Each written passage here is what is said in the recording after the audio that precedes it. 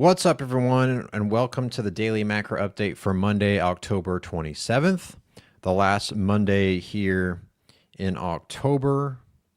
Day number, I think it's what? Day number 21 of the government shutdown.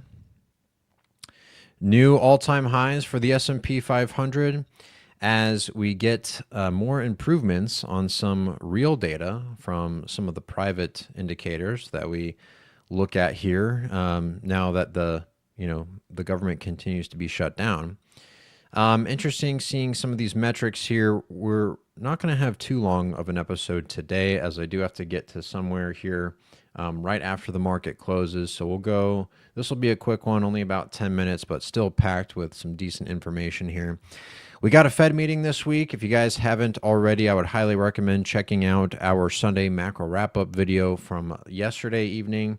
For those who are on YouTube, just take a look at the live stream from yesterday. It's way more detailed and can give you a better outlook of that. But we're going to be going live for the Fed meeting starting at 2:15 p.m. Eastern time. So that's about 15 minutes after the press release of the announcement of the actual Fed rate decision on paper. And then it's 15 minutes before Jerome Powell goes on live TV and talks about the reasons why, as well as answers a lot of the questions there. So we're going to be going live that day at 2:15 p.m., a little bit earlier. But taking a look at some of the macro data here today. The Dallas Fed Manufacturing Index did have a little bit of a deceleration, but was better than this time September. And so there was a slight acceleration there. Again, what we're seeing right now is a lot of the private data, as well as the bond market, suggesting that the most probable outcome from here is a soft landing. Now, you always have to remember that soft landing expectations always come before the actual reality of a hard landing. That's what's happened throughout history. So you have to keep in mind and think about that as the markets continue to make all-time highs here. That's great that you're participating in it, but try and dance near the exit, if you know what I mean. So you want to be risk managing these positions and making sure that you're not just fully allocated without any type of hedging or any type of risk management process. Now, despite all that, the S&P 500, the last two sessions have had a massive acceleration, interestingly, on lower volume. So volume continues to decline on these price moves, which is typically a bearish divergence. And so, this is a really good time to take profits if you guys are in the markets as it makes these huge moves here. And so that's what my team and I are doing. And what's interesting is that you're seeing a pretty decent acceleration across the board in terms of the Mag 7 stocks. We have a lot of earnings coming up this week, including Google, Microsoft, Meta, Amazon, as well as Apple. I think Broadcom as well, but all of which are having decent accelerations into their earnings reports. And so I believe the majority of them are on Wednesday and Thursday. We'll see what happens there. Pretty exciting stuff. But as we talked about too on last night's meeting, what we typically see if we get price accelerations on lower volume heading into an earnings event, the probabilities of a opposite reaction are higher than not. Not saying that's the guaranteed outcome, but when looking at probabilities, that's what we typically see. So yeah, again, ahead of all these crazy catalysts, great time to take some profits. And when I say some, that doesn't mean that I'm automatically bearish on the markets. You guys have to understand that what we do is a lot of risk management and de-risking ahead of certain events. And so you always want to have some dry powder in order to buy on dips. And so, yeah, taking some profits off the top, just a little bit, just a little haircut off the top, not to be greedy in order to buy back in lower, serves dual functions. One is to risk manage, and then the other is to compound your results during that bullish trend. So, the trade-off is that you have to be a little bit more active on the trigger there, but most people can do it if they have that strategy that backs it up, which is what we do at macro-optics.com. But yeah, interestingly, taking a look at something like Bitcoin, Bitcoin had a decent acceleration today as well. Why don't I see it on here? Oh, here we go. But that is also on lower volume, and Bitcoin wasn't able to recapture or get rid of its bearish trend today. And so similarly, we're seeing a little bit of a bounce here on lower volume, which again is a bearish divergence. And so that, as well as, we see a lot of the on-chain metrics suggesting that as of right now, big whales are mostly distributing, right? So when taking a look at Bitcoin holders that hold anywhere between 1,000 Bitcoin and 10,000 Bitcoin, that's whole Bitcoins. That's not $10,000 or $1,000 worth of Bitcoin. That's 1,000 to 10,000 whole Bitcoins that they own in their wallet. Big players, right? You can see that ever since the beginning of September, there's been a pretty steady distribution of tokens. And typically when that happens, that's smart money taking profits and gearing up for the next big shakeout. Doesn't mean that that's always the case and what's going to happen. But typically, if you follow what these whales are doing and you buy when there's a surplus, meaning that they're accumulating, right? You got that a little bit on late August. Again, you saw that back in mid-May of this year. And then you also saw it during the crash during April of this year. So, yeah, you want to make sure that you're paying attention to that. And it's one of the key on-chain metrics that my team and I like to track in terms of Bitcoin with what these whales are doing. I posted this on my Twitter account saying, if the whales aren't buying, why should I? And that's not the reason why we wouldn't buy Bitcoin. We always buy something when it's in bullish trend and at the low end of the trading range. But that's kind of what we're looking at right now in terms of Bitcoin.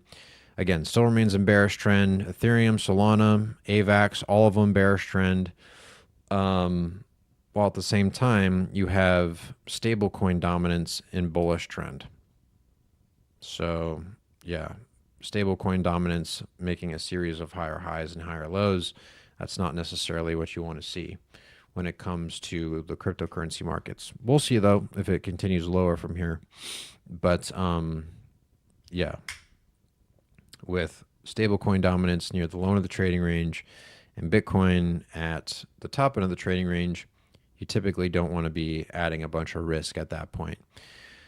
Gold having a little bit of a continued sell-off today. Still remains in bullish trend. Getting ready. I think I'm going to start to add some of that here soon. More aggressively, that is. And yeah, VIX, complete collapse back to sub 16. We went right back into full-blown risk-on mode because of the announcement on Friday of last week that inflation came in lower than expected.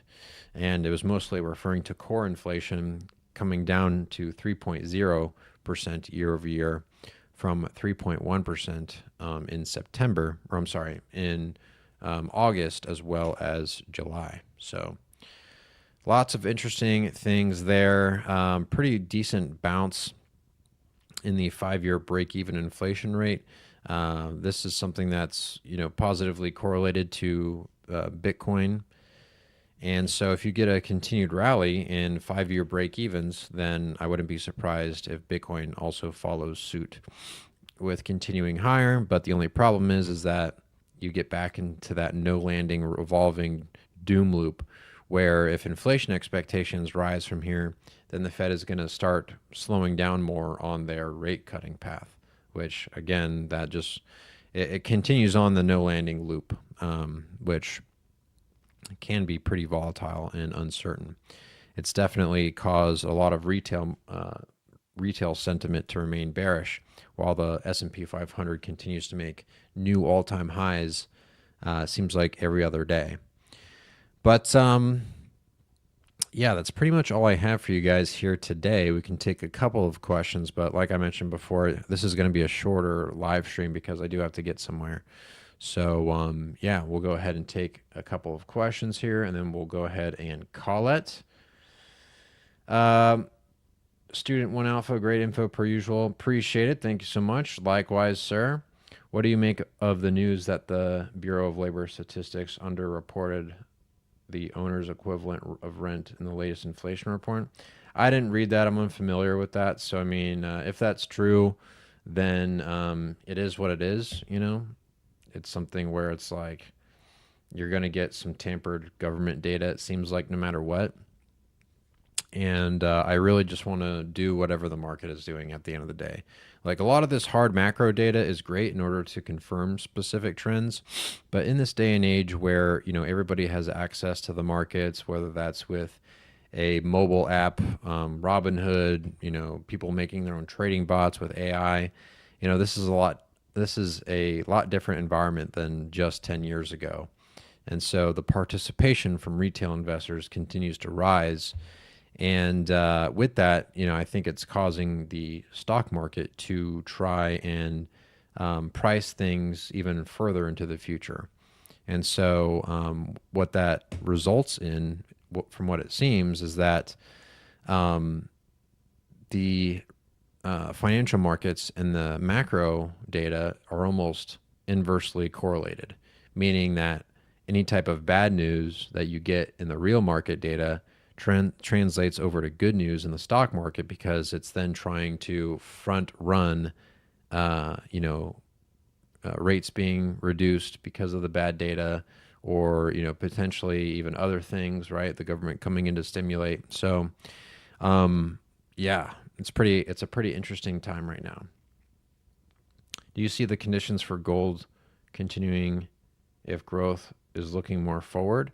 No. So if growth expectations continue higher from here, then you should see gold continue to sell off. Excuse me. I'm trying to take it easy on the caffeine, so my body is getting used to or having caffeine withdrawals possibly. So I'm a little tired. Might need to take a nap, even though I can't. Let's see.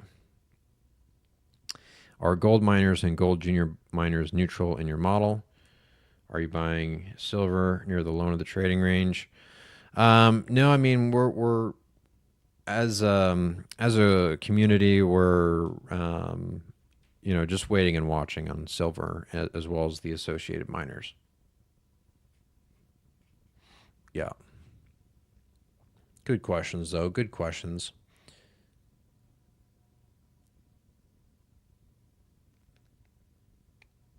Appreciate the shares, appreciate the likes, helps the algorithm a lot.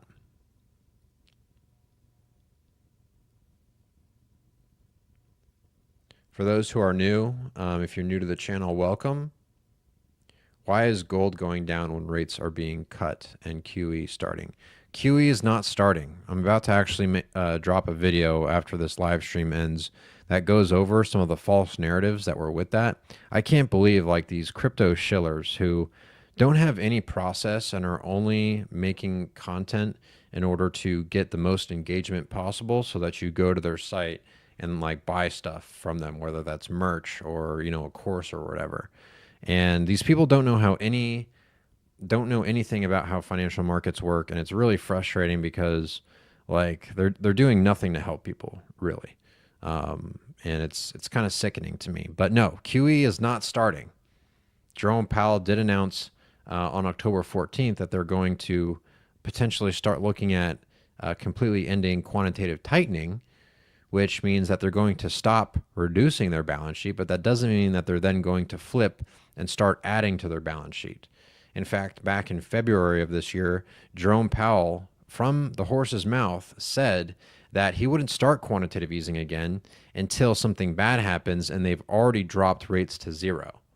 Okay? So until interest rates fall back to zero, you're not going to be seeing quantitative easing. So just get that through your mind.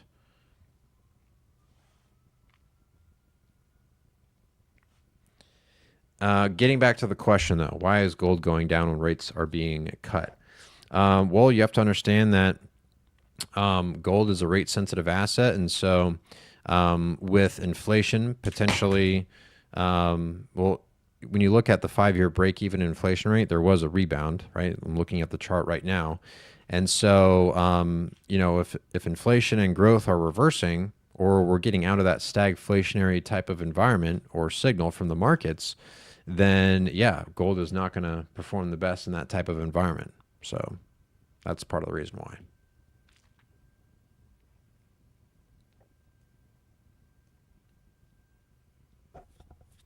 Rotating into Bitcoin is such a BS narrative. All right, well, it is 4:05. I do have to go. Short live stream today, but I think it was still effective. But yeah, if you guys have any questions, hold those until tomorrow. And good luck out there. We'll catch you on tomorrow's daily macro update. Bye, everyone.